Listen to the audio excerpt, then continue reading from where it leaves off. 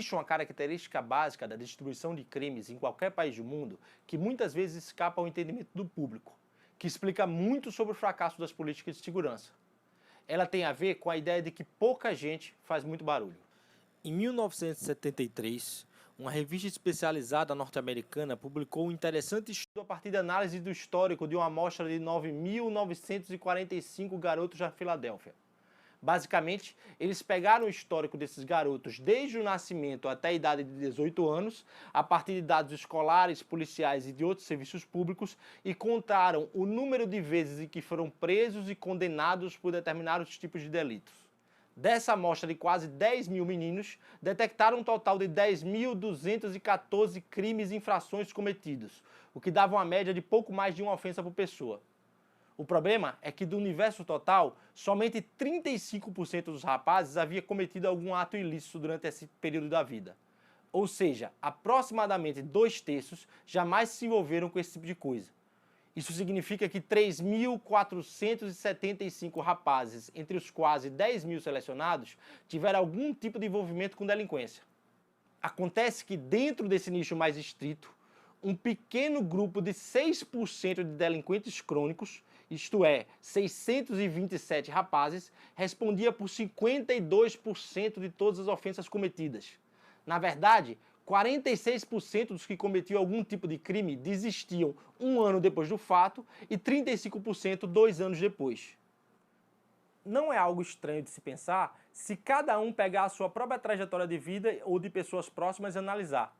Todo mundo conhece um jovem que já furtou uma barra de chocolate das lojas americanas, deu umas bofetadas num colega de classe mais fraco ou fez algum outro ato ilícito de menor potencial ofensivo, que na época não foi tratada como crime ou delinquência, tendo passado em branco pelas autoridades, ou então sendo resolvida pela família ou pela escola sem consequências mais graves.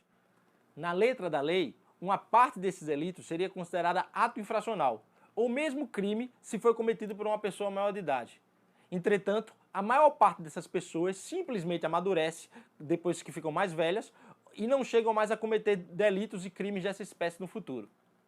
Outras pesquisas realizadas depois disso provaram que esse parece ser um padrão na distribuição de crimes em diversas partes do mundo. Um grupo de pesquisadores suecos, por exemplo, descobriu recentemente que somente 1% das pessoas condenadas por algum tipo de crime violento naquele país respondiam por 63% de todas as condenações desse tipo no sistema penal.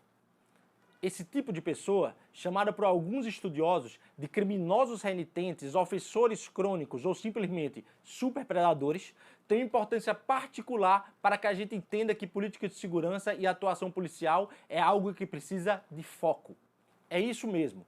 No Brasil, muita gente fala do modelo das janelas quebradas ou do tolerância zero, dizendo que um pequeno delito acaba resultando em outro maior e pregando que a polícia tem que pegar pesado com a criminalidade de maneira indiscriminada, mas esquecem de uma coisa fundamental. Os resultados positivos da maior parte das políticas de segurança de sucesso, inclusive a de Nova York, chamada tolerância zero, estão principalmente na capacidade de focar naquelas pessoas que causam mais prejuízo e nos territórios mais problemáticos onde elas atuam. No famoso caso americano, por exemplo, houve a criação do CompStat, que é um sistema de gestão a partir do mapeamento dos pontos mais quentes, onde ocorrem mais crimes e onde atuavam os superpredadores, o que direcionava a ação policial para sua imediata apreensão. É verdade que o número geral de prisões aumentou na cidade, cerca de 23% entre 1993 e 1996. Grande parte dessas prisões era por pequenos delitos. O problema é que pouco se fala que os superpredadores também costumam ser presos por pequenos delitos.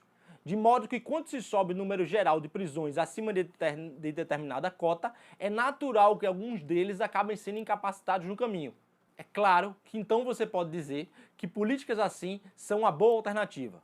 O problema é que elas são muito caras. Para alcançar uma redução em torno de 46% dos crimes da cidade, a Prefeitura de Nova York teve de aumentar o efetivo policial em 25%. Durante o mesmo período, outras cidades dos Estados Unidos da América trabalharam com ainda mais foco para a redução da violência e alcançaram resultados equivalentes. San Diego, por exemplo, alcançou uma redução de 40% com aumento de somente 1% do seu efetivo policial. Dallas, com 6% do aumento do efetivo policial, alcançou redução de 35% do número de crimes. No Brasil, há dois exemplos muito claros de como faz diferença trabalhar com foco. É claro que aqui nada é perfeito. Dificilmente se atinge um bom resultado em termos de serviço público nesse país. Mas há diferenças gritantes entre os estados e é preciso saber por quê. No exemplo mais claro, a gente tem São Paulo, que alcançou uma taxa de redução de 46% entre 2006 e 2016, com a redução consistente desde os anos 2000, a partir da reforma nas polícias implementadas por Mário Covas. Eu sei que muita gente vai dizer que a política de segurança de São Paulo não é essa maravilha. Outras pessoas vão falar sobre o papel do PCC no governo e na regulação da violência das periferias.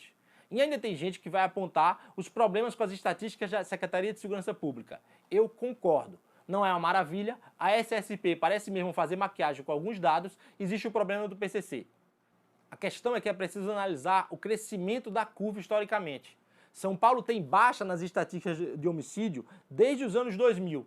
O PCC, por sua vez, só começa a adquirir característica próxima ao monopólio do tráfico nas periferias paulistas a partir de 2008, num processo que vamos abordar em vídeos posteriores. Entre os diversos investimentos implementados pelo Estado, a gente não pode esquecer uma coisa, que foi o aumento de 700% na prisão de homicidas contumazes, de matadores, ou aquele tipo de superpredador que respondia pela maior parte dos crimes no universo total, entre 2000 e 2004. Tem que lembrar que nessa época o PCC não era uma força consolidada na periferia e o tráfico de drogas de São Paulo estava dividido entre gangues que disputavam bocas de fumo, causando muitas mortes violentas. Essas gangues contavam com matadores que não hesitavam em puxar o gatilho para resolver problemas com usuários devedores e outros traficantes. Esses casos são muito bem relatados no livro do Bruno Paes Manso, O Homem X, publicado pela Record em 2005. Um movimento muito parecido, mas sem a mesma consistência, aconteceu em Pernambuco, com o Pacto pela Vida, que chegou a alcançar entre 2007 e 2013 uma redução dos assassinatos na ordem de 39%.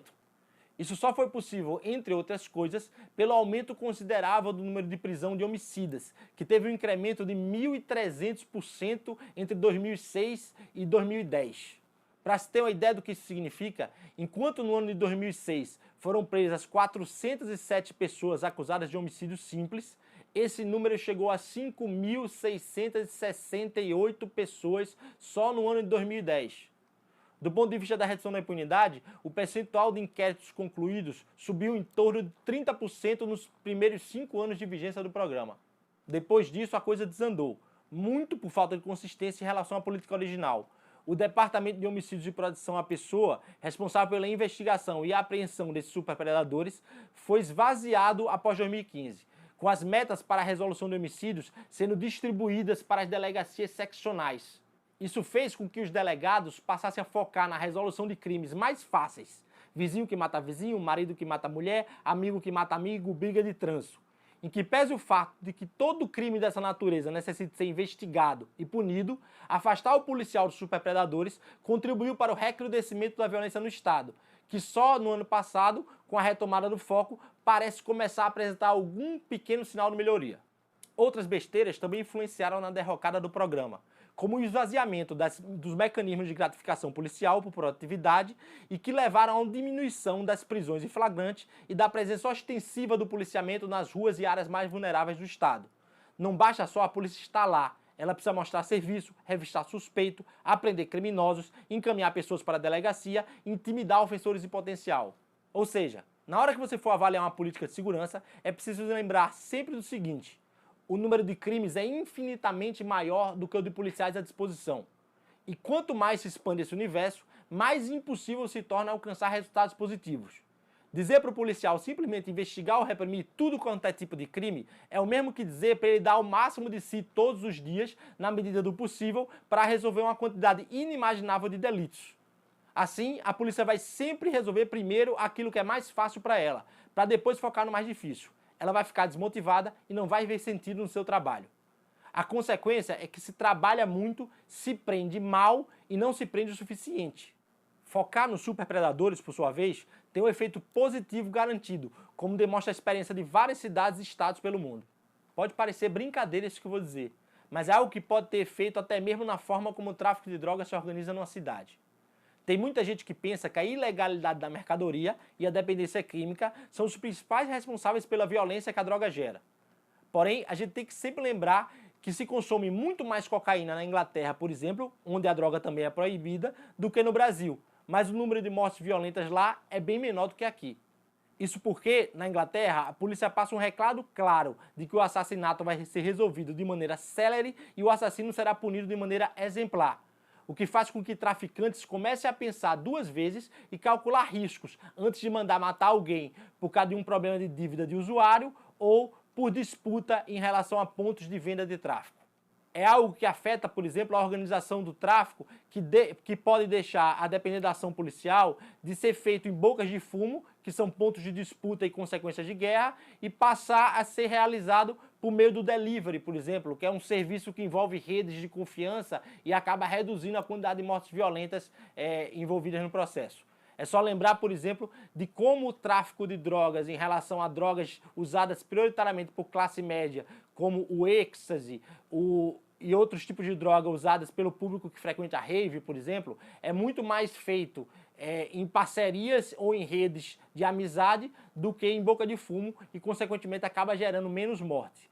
Ele gera morte, mas gera menos do que o tráfico de crack, por exemplo, numa boca de fumo, que é alvo permanente de disputas entre traficantes e que gera problemas constantes do relacionamento entre o dependente químico e o traficante. Fica a mensagem aqui para que todo mundo aprenda a ler o problema da violência e da segurança pública com um olhar um pouco mais acurado. Em outros vídeos, eu posso falar mais sobre esses e outros assuntos. Gostou desse vídeo? Discorda de alguma coisa? Curta nosso conteúdo, compartilhe, comente aqui embaixo, não deixe de ativar o sininho da notificação, de se inscrever no nosso canal e nos siga nas redes sociais. Eu sou o Eduardo Matos de Alencar e esse aqui é o Paladino.